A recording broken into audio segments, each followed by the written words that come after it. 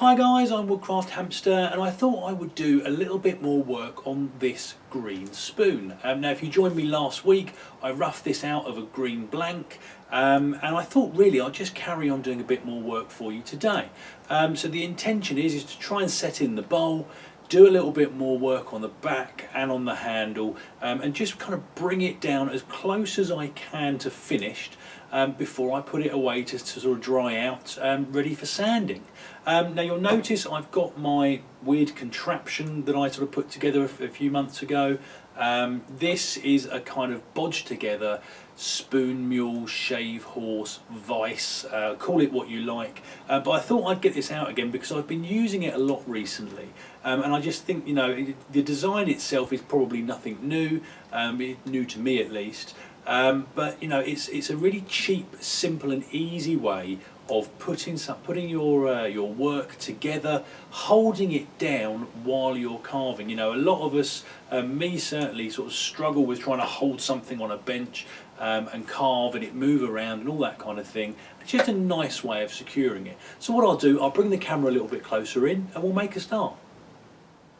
Right then guys, so I'm going to start off with my Twicker cam, mostly because I have it and it's a really good tool for this.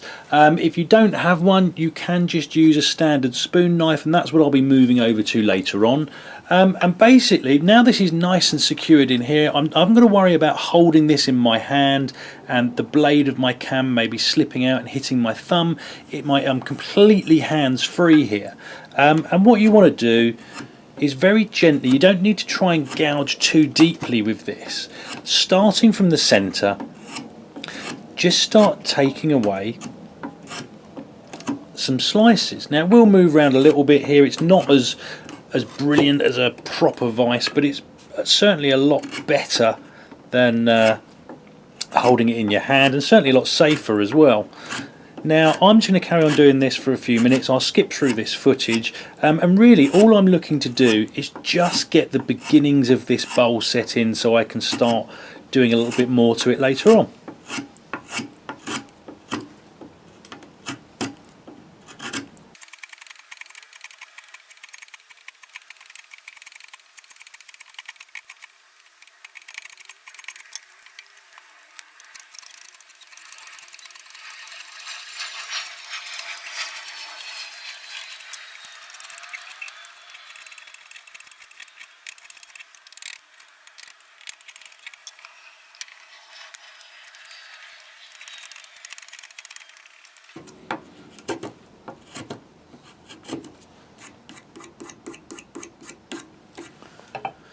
So there you go guys, a couple of minutes work and we've started to get that bowl in, and what I'm going to do now is just move over to my small spoon knife. Now you can do everything with the Twicker cam, likewise you can also do everything with a spoon knife. It's really just down to you what your preference is, and I will move over to holding this in my hand at some point. But essentially what you're doing with this is just refining down what you've done with that slightly heavier Twicker cam.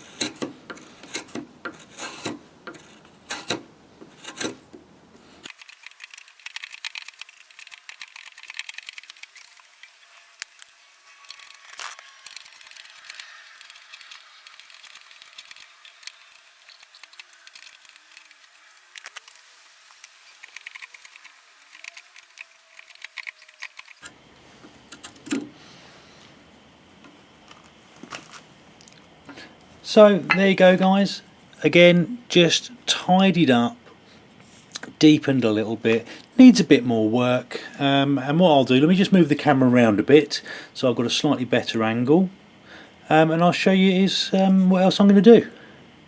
So that's the process I use if I am holding my spoon down to get the bowl set in, and it's a really good way of quickly and safely removing a lot of material. Now if you don't want to do it that way, maybe you don't have something to hold it down with, or you're outdoors and all you've taken with you is your spoon knife, you can do it by hand. Now if you put the spoon on the pad of your thumb here and work this way, if the blade does come off, it's not going to touch your hand, which is really good. However, you do have to manipulate this and move it around quite a lot to get to different angles of the spoon so that you can make everything even. And the problem with that is that you will inevitably leave your hand exposed to this blade if it slips off. So the thing to remember here is that once you get to this stage, you're not actually trying to remove massive amounts of material. What you're doing is just taking very small shallow cuts, and you're very gradually deepening this bowl. You're trying to remove some of the tool marks that you've already made, and you can use this process for putting the whole bowl in if you want to, or if that's through necessity. It just can take a little bit longer, but then again, if you're anything like me and you enjoy carving and it's kind of like a bit of a relaxation, the time it takes isn't really an issue.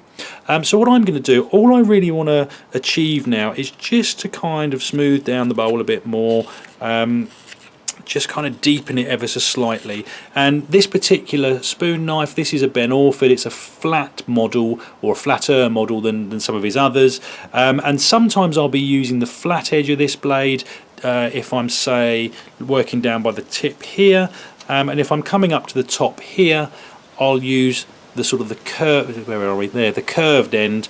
It just depends which part of the blade you can get to reach the bowl. Now I've seen a lot of people do demonstrations and give their view on how you should carve a spoon bowl. I've always been a big believer in do what works best for you, provided it's safe, but also I do strongly believe that in a lot of cases the wood will tell you where you can go. The issue being is some people will start on the four corners of this spoon and they'll come in this angle, this angle, this angle, and this angle, and that's all well and good if the grain of your wood will let you do it, and if it doesn't, some people will come along like this and they'll just go in a sideways motion all the way across one side of the bowl. They'll swap it round, and then they'll go the other way. And if the wood lets you do it, brilliant. If it doesn't, you may need to come down at a bit more of an angle, and really it just depends on how the wood responds to your carving. So I'm going to spend a few minutes just doing this. I won't bore you with all the footage. It's very much of the same of what I'm doing now. And again, all I'm trying to achieve is just the removal of some of these tool marks and a very slight deepening of this bowl. It's an eating spoon, so it doesn't really need to be all that deep.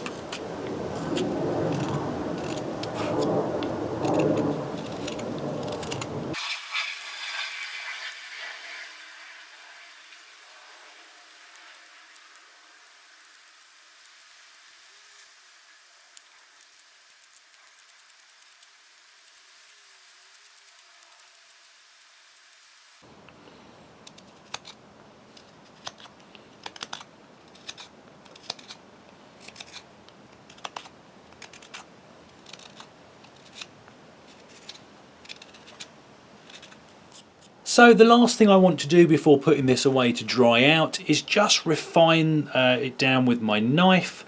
And really the structure and shape of this spoon is not going to change. All I'm doing is removing away material from the back of the bowl, from the handle, just to get it as sort of a nice thin, sort of pleasant to look at spoon, really. I mean, this is perfectly functional as it is, but we all like to try and make things look at least a little bit nice.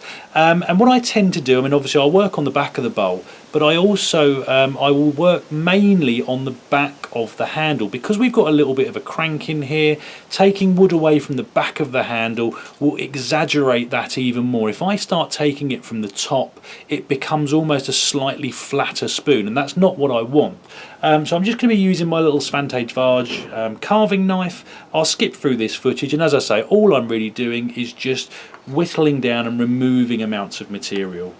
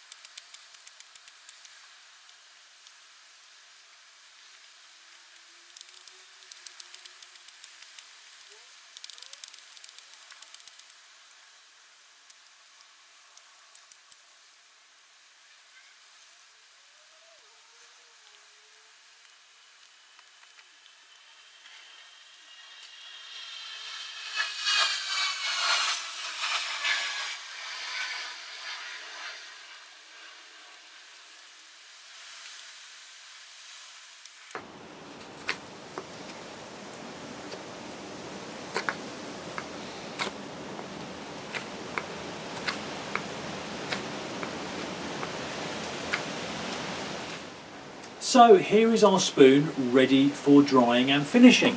Now hopefully you can see here quite how thin this is now, certainly compared to when we started.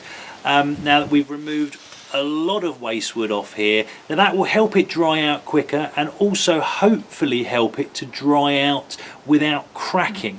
Now really all I've got left to do is some sanding, maybe a few finishing cuts, and that's it. And for those of you, and I'm sure I've said this several times on my videos, but the way I like to dry these out is inside some sort of plastic bag, maybe with a few fresh shavings in there. And what you're trying to do is not completely close it up, allow a little bit of air through, but restrict the amount of moisture that can escape from this in any one go. At the moment I've got just a piece of bubble wrap, funnily enough, that I had lying around. And what I'm going to be doing is kind of rolling this up sort of maybe just twice in here. You've got a little bit of airflow either end, and what that will do is hopefully just slow down the drying. You'll get a little bit of moisture building up in here, but that will help to stop it drying too quickly. And you know that is the main cause of spoons, bowls, whatever you're making from splitting, is letting the moisture escape too quickly, because what it will do is force its way out of the wood, and where it will sort of expand internally, that's what causes the cracks. If you can slow down how quickly that moisture escapes, that's what will hopefully prevent it from splitting. So I'm going to leave this like this. Piece of wood like that probably take a week, I would say, for something that thin to dry out. So maybe what I'll do next time is another video just on me sort of finishing. I might use a few scrapers, knife for some finishing cuts, a bit of sandpaper, and then hopefully that should be a finished spoon. So as always guys, I hope it was useful. Comments and questions in the box below. Hit like and subscribe if you'd like to see more, and I hope you'll all join me next time. Thanks guys.